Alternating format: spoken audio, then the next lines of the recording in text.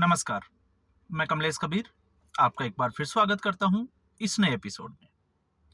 आज के इस एपिसोड में हम विस्तार से बात करेंगे अरविंद केजरीवाल और आम आदमी पार्टी की इतनी बुरी हार की। जैसा कि आप सभी को पता है, आम आदमी पार्टी की लगातार जो है वो हम विश्लेषण करते आए थे। जैसे जैसे चुनाव नजदीक आ रहा था वैसे वैसे हम एक तरीके से ये कह सकते हैं कि विश्लेषण कम एक आकलन कर रहे थे। और आकलन में हमने आते आते ये देखा था, जिसमें मेरा जो आंकड़ा था वो था कि भारतीय जनता पार्टी की जो सीटें हैं वो मिनिमम 43 होगी और मैक्सिमम 47। तो यहां पर मैं थोड़ा सा गलत साबित हुआ, क्योंकि मैंने मैक्सिमम जो है वो 47 की बात की थी और फिर मैंने बोला था कि हो सकता है 50 तक चली जाए, लेकिन मेरा जो आंकड़ा था वो अमूमन 43 सीट कम से कम और ज्यादा से ज्यादा 47 सीट। अब ऐसी स्थिति में अलग अलग तरीके से जो है वो राजनीतिक विश्लेषक अरविंद केजरीवाल और उसकी पार्टी की हार की समीक्षा कर रहे हैं। तो मैंने कल पूरे दिन जब चुनाव परिणाम आया उसके बाद में जो एक विश्लेषण, जो एक आकलन मेरे हिसाब से मैंने जो निकालने की कोशिश की, मैं उसी के ऊपर आपसे चर्चा करने वाला हूं। हो सकता है आप मेरे आकलन से सहमत हो या नहीं हो, लेकिन मुझे जो लगा कि ये कारण जो है वो अरविंद केजरीवाल के या उसकी पार्टी की हार का कारण बने। तो सबसे पहले हम बात करने वाले हैं अरविंद केजरीवाल के मॉडल की। पिछले 11 साल में अरविंद केजरीवाल ने 3 मॉडल की चर्चा जो है वो बड़े तरीके से जोर शोर से उठाई दिल्ली की जनता के सामने। एक, कट्टर ईमानदारी का मॉडल, जिसमें वो अपने आप को रखते थे और पूरे देश के सामने अपने आप को इस तरीके से प्रोजेक्ट करते थे कि राजनीति में उनसे ज्यादा कट्टर ईमानदार कोई नहीं है। दूसरा, शिक्षा का मॉडल, मनीष सिसोदिया। जबकि सच्चाई यह है कि मनीष सिसोदिया, जब अरविंद केजरीवाल और उसकी पार्टी प्रधानमंत्री नरेंद्र मोदी के बारे में बात करती है और एक अनपढ़ राजा की कहानी सुनाती है, तो मनीष सिसोदिया कितना पढ़ा लिखा है, मैं इससे पहले जंगपुरा की सीट का जो आकलन किया था और उस आकलन में मैंने कोई भी जिस तरीके से जो है वो 1% के आसपास भी मैंने कोई गुंजाइश नहीं रखी थी कि मनीष सिसोदिया हारेंगे नहीं। मैंने कहा था मनीष सिसोदिया हारेंगे और मनीष सिसोदिया हारे, हालांकि ज्यादा वोटों से वो नहीं हारे। लेकिन ये आम आदमी पार्टी की शिक्षा की क्रांति कहिए या शिक्षा का मॉडल कहिए। और तीसरा, 11 साल में स्वास्थ्य का मॉडल। तो जिस तरीके से मोहल्ला क्लिनिक को लेकर अरविंद केजरीवाल और आम आदमी पार्टी दूसरी पार्टियों के ऊपर हमला बोलती थी और अपने आप को प्रोजेक्ट करती थी, तो तीसरा मॉडल था स्वास्थ्य का मॉडल और स्वास्थ्य मंत्री सत्येंद्र जैन। और आप देखिए, तीनों ही मॉडल पे कट्टर ईमानदारी का मॉडल हार गया, शिक्षा का मॉडल मनीष सिसोदिया अपना चुनाव हार गया और सत्येंद्र जैन स्वास्थ्य का मॉडल, तीनों ही जो है वो अपने चुनाव हार गए। तो तीनों मॉडल ही काम नहीं कर पाए। अब पहले मॉडल की हम बात करते हैं, अरविंद केजरीवाल की, कि आखिर अरविंद केजरीवाल के साथ ऐसा क्यों हुआ। तो इसकी बड़ी वजह अगर आप देखोगे तो इन समीक्षा कारणों में आम आदमी पार्टी की लुटिया डुबोने में अरविंद केजरीवाल के अलावा किसी ज्यादा नेता का कोई रोल नहीं है। अरविंद केजरीवाल का रोल कैसे है? अरविंद केजरीवाल पहली बार, आपको पता होगा, 21 मार्च को वो जेल गए थे और जेल जाने से पहले 9 बार ईडी जो है वो अरविंद केजरीवाल को समन कर चुकी थी। तो समन की लगातार अवहेलना की गई। उसके बाद में उनको गिरफ्तार किया गया और गिरफ्तार करने के बाद में उन्होंने एक जिद पकड़ी और जिद ये थी कि वो जेल से ही सरकार चलाएंगे। जनता के सामने गलत मैसेज गया कि जो अरविंद केजरीवाल नैतिकता की बात करता था, क्योंकि राजनेताओं पे जनता कम भरोसा करती है, लेकिन जो अपने आप में दम्भ भरता था कि अगर किसी राजनेता के ऊपर आरोप भी लग जाए तो उसको इस्तीफा दे देना चाहिए, वह व्यक्ति शराब घोटाले में, भ्रष्टाचार के मामले में जेल गया और जेल जाने के बाद में जिद पकड़ी कि मैं सरकार जेल से ही चलाऊंगा, इस्तीफा नहीं देंगे। और यह वो वक्त था जिसमें विपक्ष ने इस मुद्दे को संसद तक उठाया था।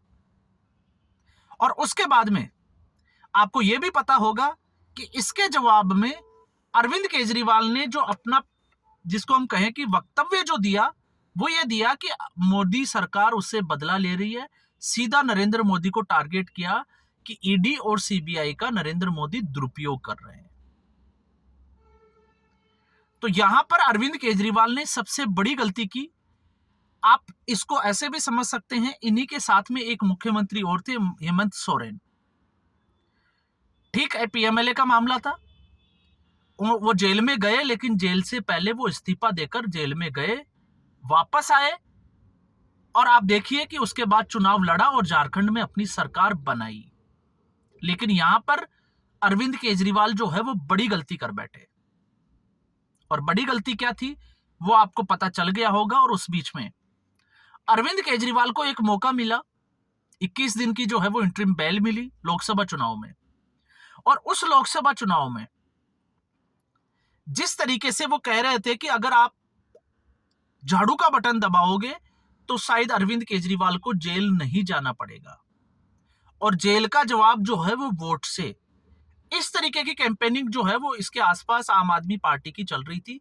तो आम आदमी पार्टी जो है वो सिर्फ और सिर्फ अरविंद केजरीवाल जेल चले गए, उनको लगा कि सिंपैथी वोटर जो है वो उसके साथ आएगा। लेकिन सबसे बड़ी बात यह है कि जनता को, मुझे लगता है कि इन मामलों से कोई मतलब नहीं है। तो यहां पर अरविंद केजरीवाल का ये जो खेल था, ये खेल चला नहीं।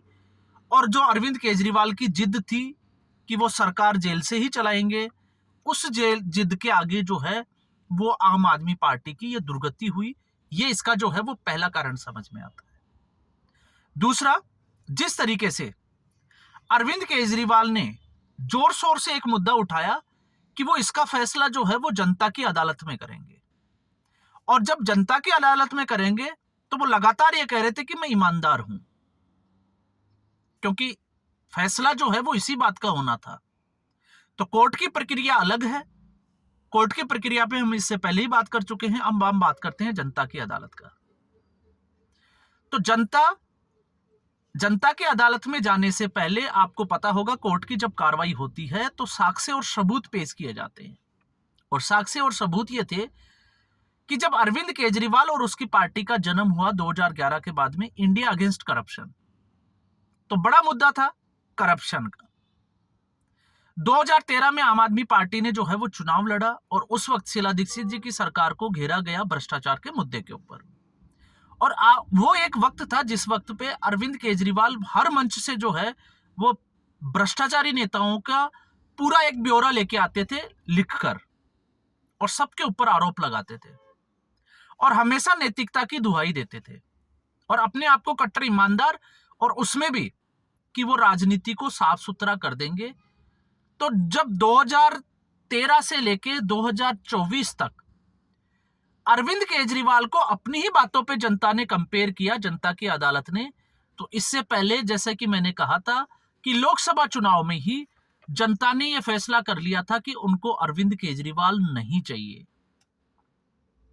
और उन्होंने जिस तरीके से कैंपेनिंग अरविंद केजरीवाल और आम आदमी पार्टी की आगे बढ़ी कि अगर वोट जो है वो झाड़ू को दिया जाएगा तो फिर अरविंद केजरीवाल को जेल नहीं जाना पड़ेगा, लेकिन वोट जो है वो झाड़ू को नहीं मिला, तो अरविंद केजरीवाल को वहीं समझ जाना चाहिए था। और यही एक वक्त था जिसके बाद में अरविंद केजरीवाल को समझ में आया था कि उनका ये दाव जो है वो सही काम नहीं कर रहा, फीडबैक इसका नेगेटिव आ रहा है, और उसके बाद में अरविंद केजरीवाल ने इस्तीफा देना उचित समझा। लेकिन जब अरविंद केजरीवाल ने इस्तीफा दिया और उसके बाद में उन्होंने एक डमी सीएम बनाया, आतिशी मार लेना, दाव बड़ा अच्छा खेला, लेकिन गलती ये कर बैठे कि हर बार जो है वो आतिशी मार लेना को वो टेम्परेरी सीएम कहकर बोलते थे, तो इससे भी जनता को गलत मैसेज गया। फिर हम आते हैं जिस तरीके से राजनीति में अरविंद केजरीवाल और आम आदमी पार्टी ने दस्तक दी भ्रष्टाचार के लिए, तो देश और दुनिया को यह लगा कि राजनीति में परिवर्तन होगा और अरविंद केजरीवाल इसकी अगुवाई करेंगे। लेकिन जिस भ्रष्टाचार विरोधी आंदोलन से आम आदमी पार्टी का और अरविंद केजरीवाल का जन्म हुआ, वह व्यक्ति कट्टर ईमानदार से 2020 के बाद में और 2025 के चुनाव आते आते आज पूरे देश में उसकी छवि यह हो गई भ्रष्टाचार के मामले से कि वो कट्टर ईमानदार से कट्टर बेईमान बन गया। और बना कैसे? हाँ, इसकी शुरुआत की अगर हम बात करें तो इसकी शुरुआत अभी नहीं हुई, इसकी शुरुआत हुई 2015। 2015 में अरविंद केजरीवाल जब ये कहते थे कि वो 3 चरणों में वेरीफाई करते हैं कि हर कैंडिडेट को जब वो चुनाव में टिकट देंगे तो वो 3 चरणों में वेरीफाई करेंगे, लेकिन पहली बार उनका मामला सामने आया विकास तोमर के नाम पे। उनको कानून मंत्री बनाया गया, लेकिन उनकी जो एलएलबी की जो डिग्री थी, लॉ की जो डिग्री थी, वो फर्जी निकली और उस मामले में आम आदमी पार्टी ने स्टे पे लिया कि उनको पार्टी से बर्खास्त कर दिया, उनको जेल जाना पड़ा। फिर 2016 में संदीप कुमार महिला एवं बाल कल्याण विकास मंत्री थे और महिला एवं बाल कल्याण विकास मंत्री रहते हुए उन्होंने जिस तरीके से महिला का यौन शोषण किया राशन कार्ड के बदले, वो सेक्स सीडी स्कैंडल बाहर आया और उसके बाद में अरविंद केजरीवाल ने उसको भी पार्टी से बाहर निकाल दिया। तो ये शुरुआत अरविंद केजरीवाल की वहां से हो चुकी थी और ये उसी वक्त है। आज आप देखते होंगे आशुतोष को दिल में बड़ा दर्द लेके जो है वो मीडिया के सामने बैठते हैं, लेकिन धुआं निकलता हुआ नजर आता है। एक जो है वो टसक है उसके मन में, अपने आप को राजनीतिक विश्लेषक भले कहे, लेकिन आज भी उसका लगाव जो है वो पार्टी की तरफ है। और मैं ऐसा कह रहा हूं, जो व्यक्ति आज कांग्रेस पार्टी के गुणगान कर रहा है, और मैं हर वीडियो में कहता हूं कि उसको नेहरू फेबिया हो गया क्योंकि उसने नेहरू को पढ़ा और उसको लगा कि नेहरू तो बड़ा महान व्यक्ति था, लेकिन आशुतोष भूल जाता है कि 2016 में जिस सेक्स सीडी स्कैंडल की मैं बात कर रहा हूं, उस समय आज भी उसका ब्लॉग पड़ा है। उस वक्त उसने महात्मा गांधी तक को भी नहीं छोड़ा था कि संदीप कुमार का सेक्स सीडी स्कैंडल बाहर आ गया तो क्या हुआ, महात्मा गांधी का नाम भी तो सरला चौधरी के साथ जुड़ा हुआ था। नेहरू का तो बहुत सी औरतों का नाम लेके उन्होंने बोला कि नेहरू का तो बहुत से औरतों के साथ संबंध था, और अटल बिहारी वाजपेयी का भी उन्होंने जो है वो नाम लिया। तो ये जो है वो आशुतोष जैसे लोगों को एक्सपोज, लेकिन मैं ये बात नहीं कर रहा, मैं बात कर रहा हूं आम आदमी पार्टी की, जिसकी शुरुआत हुई और उसके बाद में 2020 में एक डॉक्टर की मौत हो जाती है और उसके बदले में प्रकाश जारवाल जो है वो दोषी पाए जाते हैं, जो आम आदमी पार्टी के विधायक हैं। अब हम थोड़ा सा उससे आगे बढ़ते हैं, जब भ्रष्टाचार की हम बात करते हैं तो फिर उसके बाद में सत्येंद्र जैन पीडब्ल्यूडी, प्रकाश जारवाल की हम बात कर चुके हैं कि उस डॉक्टर ने सुसाइड किया, हफ्ता वसूली करते थे और उनको शायद जो है वो सजा भी हो गई होगी या फिर होने वाली होगी, उसके आसपास वो केस चल रहा है। उसके बाद में आता है सत्येंद्र जैन, लेकिन उसके साथ में आपने देखा ताहिर हुसैन और अमानतुल्लाह खान। जिस तरीके से अल्पसंख्यक विभाग में गड़बड़ियां हुई, अध्यक्ष रहते हुए वक्त की जो संपत्ति थी उसको जो है वो इलीगल तरीके से किराए पे दिया गया, गलत तरीके से भर्तियां की गई, तो वो भी अपने आप में एक भ्रष्टाचार से जुड़ा हुआ मामला था। और फिर कोविड के समय जिस तरीके से एक के बाद एक भ्रष्टाचार किए, चाहे वो फिर ऑक्सीजन को लेकर क्राइसिस हो और उसी वक्त सीस्मेल, तो सीस्मेल अपने आप में एक जो है वो भ्रष्टाचार का सबसे बड़ा उदाहरण है। और उसका जो है वो आपको ज्यादा समझने की और उसके डेप्थ में जाने की जरूरत नहीं है क्योंकि अब तो विजुअल्स भी आ गए, लेकिन समझने वाली बात यह है कि जो बिल, इसमें एक कंडीशन ये होती है कि 10 लाख से जो नीचे का जो बिल है वो पीडब्ल्यूडी मिनिस्टर अपनी अथॉरिटी में पास कर सकता है, लेकिन उससे ऊपर का जो बिल है वो एलजी के पास जाता है। इसलिए हर जो बिल थी उसकी लिमिट 10 लाख से नीचे रखी गई और इस तरीके से बिल पास करके ये बनाया गया और उस वक्त पीडब्ल्यूडी मिनिस्टर जेल में थे। तो आप समझ गए होंगे कि खेल किस तरीके से चला होगा। ऑलरेडी पीएमएलए में वो जो है वो अंदर थे। फिर उसके बाद में शराब घोटाला। अब शराब घोटाले के अरविंद केजरीवाल जो है वो भले ही अपने आप को कितना भी अच्छा प्रोजेक्ट करे, लेकिन सबसे बड़ी बात यह थी कि कमीशन 6% से 12% क्यों किया गया, और अगर उसमें करप्शन नहीं था उस शराब नीति में तो उसको विड्रॉ क्यों किया गया, ये एक बड़ा सवाल था। और अगर केजरीवाल की नीयत को समझना है तो केजरीवाल की नीयत यहां से समझ में आ सकती है कि उसने अपने पास कोई डिपार्टमेंट नहीं रखा, क्योंकि अमूमन मुख्यमंत्री, आप देखा होगा, वित्त मंत्रालय या गृह मंत्रालय अपने पास रखते हैं, लेकिन ऐसा नहीं किया क्योंकि ऐसा करने में फाइल पे सिग्नेचर करने पड़ते हैं और जब सिग्नेचर करने पड़ते हैं तो फिर आरोप सीधे लोग तरीके से जो है वो मुख्यमंत्री पे आ जाते हैं। तो इसमें जो शराब नीति थी उसको विड्रॉ भी किया गया और साथ में आपको पता होगा कैलाश गहलोत, जिसके बंगले में विजय नायर रुका हुआ था, वो किसके कहने पे रुका हुआ था, किसके परमिशन से वो उसके कमरे में उसके घर में रुका हुआ था। और विजय नायर इसमें जो है वो आरोपी था। तो कनेक्शन जो है वो जुड़ते हुए नजर आते हैं। और जिस तरीके से हाई कोर्ट ने माना कि अरविंद केजरीवाल को गिरफ्तार करने के लिए परफेक्टली जो है हम कहें पूर्ण रूप से तथ्य और साक्ष्य जो है वो है, और वो जो गिरफ्तारी है वो वैध है। और अगर सुप्रीम कोर्ट ने जमानत भी दी तो उन्हीं शर्तों के साथ दी। तो ये उसके भ्रष्टाचार का, और उसके बाद में एक के बाद एक, चाहे वो डीटीसी बसों का हो, इसके अलावा स्वास्थ्य मंत्रालय, क्योंकि स्वास्थ्य मॉडल का, उसमें भी आपने देखा जिस तरीके से मोहल्ला क्लिनिक में जो है वो फर्जी लैब टेस्ट जो है वो तैयार किए गए। इसके अलावा आप शिक्षा में बात करोगे तो 3 लाख से ज्यादा बच्चों को स्टेशनरी नहीं दी गई, जिसका मामला हाईकोर्ट में चल रहा था। तो ये एक बड़ा जो है वो कारण बना, और इससे अरविंद केजरीवाल की छवि जो है वो कट्टर ईमानदार से कट्टर बेईमान की तरफ चली गई। फिर उसके बाद में आते हैं अरविंद केजरीवाल। पहले जो चुनाव लड़ा वो फ्री बीज पे लड़ा, और फ्री बीज में जो खेल खेला अरविंद केजरीवाल ने, फ्री बिजली और फ्री पानी। इसके अलावा अरविंद केजरीवाल अपनी किसी भी योजना को लागू नहीं कर पाए, या हम कहें कि अरविंद केजरीवाल डिलीवर किसी चीज को नहीं कर पाए। यह एक बड़ा कारण था कि आपने घोषणाएं तो बहुत कर दी, लेकिन आप उन घोषणाओं को डिलीवर नहीं कर पाए। जैसे आपने वादा किया कि आप यमुना नदी को साफ करेंगे, और 2015 से आपने शुरुआत की, लेकिन 2025 तक यमुना नदी साफ नहीं हुई, ज्यादा गंदी हुई। तो यह आपका डिलीवर करने का एक वो आ जाता है कि आपने डिलीवर कितना किया, जिससे कि जनता का विश्वास आपसे उठ जाता है। इसके अलावा आप यमुना नदी के अलावा आप देखिएगा, कूड़ा एक बड़ी समस्या थी, आपने डिलीवर किया ही नहीं, बल्कि दिल्ली को कूड़े का ढेर बना दिया। सड़कें अच्छी हुई नहीं, आपने उसको जो है वो तोड़ के रख दिया।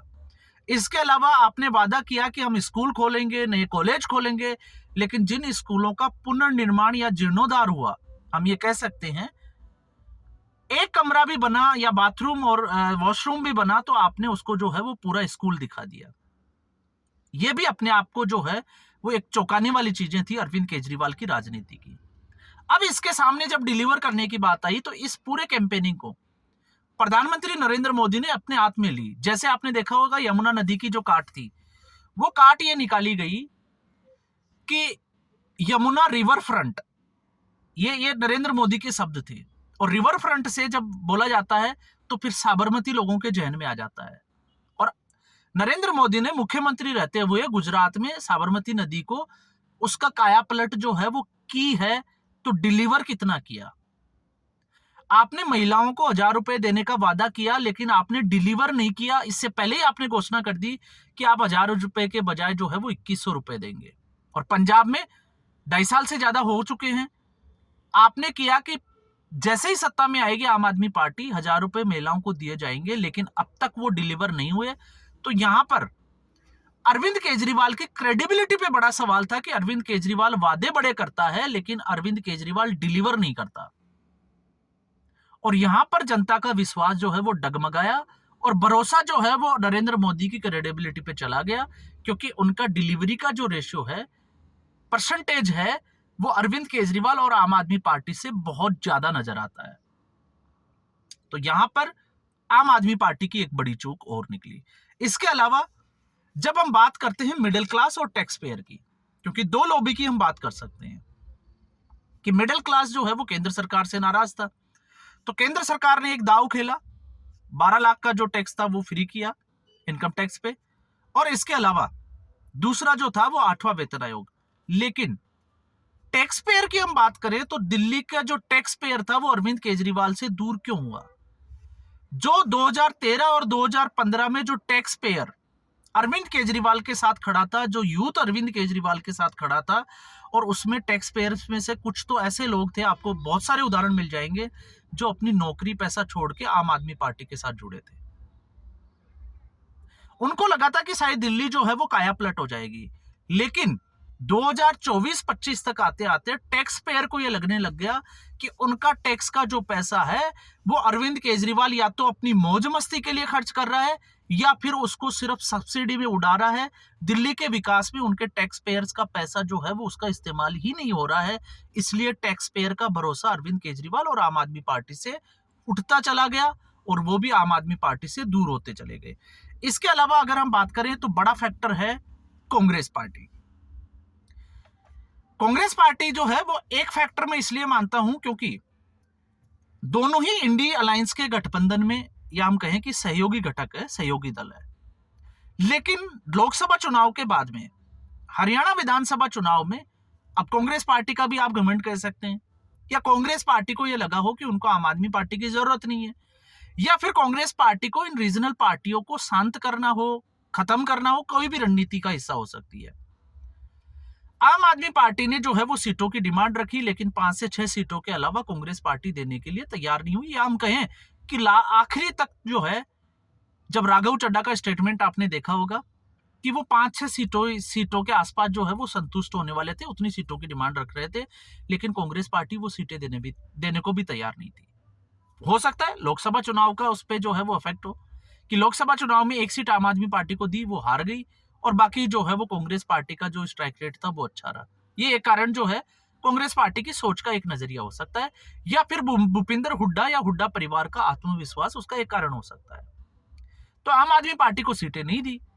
अब इस बार जो है वो दिल्ली में आम आदमी पार्टी ने कांग्रेस पार्टी को सीटें नहीं दी, तो 14 सीटें, जिनकी पिछले मैं कांग्रेस पार्टी के वीडियो में बात कर चुका हूं, फिर चाहे वो आपकी नई दिल्ली की खुद की अरविंद केजरीवाल की सीट हो, इसके अलावा आपने देखा जिस तरीके से महरौली की सीट की हम बात कर सकते हैं, इसके अलावा मादीपुर ले सकते हैं, और मादीपुर के अलावा अगर आप देखोगे तो राजेंद्र नगर, कस्तूरबा नगर, ऐसी जो है वो कुल मिलाकर 14 सीट राजेंद्र नगर, जिन पे हार जीत के अंतर से ज्यादा या उसके आसपास जो है वो कांग्रेस का वोट है। अब ये हम एक जो है वो फैक्टर मान सकते हैं, उसको पूरी तरीके से नहीं ले सकते, लेकिन ये माना जा सकता है। लेकिन अगर कांग्रेस पार्टी और आम आदमी पार्टी का गठबंधन हो जाता तो कौन सी सीट किसके पास जाती और उसके बाद में क्या रेशियो बनता, वो एक अलग आंकलन होता। लेकिन ये एक कारण माना जा सकता है कि कांग्रेस पार्टी के साथ गठबंधन नहीं होने से भी एक बड़ा फर्क जो है वो आम आदमी पार्टी को बना है। और इसके बाद में आपने देखा होगा 2020 से पहले का अरविंद केजरीवाल शायद जो है वो जनता को भरोसा था कि कुछ अच्छा होगा, और 2020 के केजरीवाल का जो है वो पतन, या हम कहें कि डाउनफॉल होना शुरू हो गया। और उस बीच में अरविंद केजरीवाल का अहंकार भी एक बड़ा कारण है। और अहंकार किस तरीके का, एक अरविंद केजरीवाल जो है वो दंभ भरता था कि नरेंद्र मोदी 7 जन्म ले ले तो वो अरविंद केजरीवाल को हरा नहीं सकते, क्योंकि दिल्ली का मालिक अरविंद केजरीवाल है। जबकि प्रधानमंत्री अपने आप को कभी भी मालिक नहीं कहते, वो हमेशा या तो चौकीदार कहते हैं या सेवक कहते हैं। लेकिन अरविंद केजरीवाल जो है वो ऐसा नहीं, और अपने आप को नरेंद्र मोदी से कंपेयर करना और ये कहना कि नरेंद्र मोदी 7 जन्म तक उनको नहीं हरा सकते, तो इसे आप क्या कहोगे, ये एक अहंकार है। और इसके अलावा आपने ये भी देखा इस चुनाव में कहीं ना कहीं जो है वो हिंदुओं और तुष्टीकरण की जो राजनीति है उसका भी बड़ा फर्क है। जब से बटोगे तो कटोगे चला है, उसका ज्यादा नहीं, आंशिक ही फर्क है, लेकिन फर्क जरूर है। क्यों है, क्योंकि जब कश्मीर फाइल फिल्म आई तो यही अरविंद केजरीवाल उस फिल्म का और हिंदुओं का, जो विस्थापित हिंदू थे, उनके ऊपर जो है वो विधानसभा में हंसता था। ये एक जो है वो बड़ा कारण था।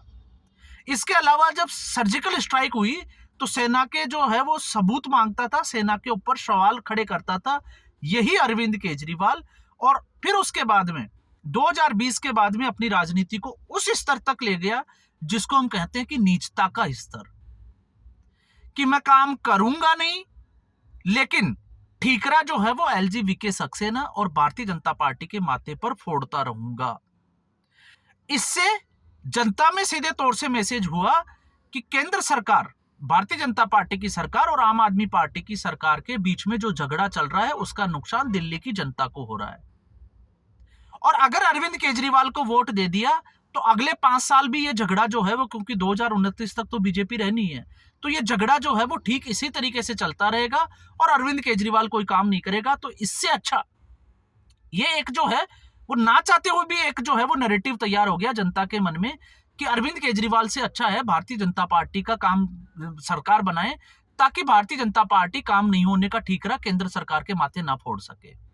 और इसीलिए फिर बात आ जाती है डबल इंजन की सरकार, जैसा कि नरेंद्र मोदी अक्सर कहते हैं।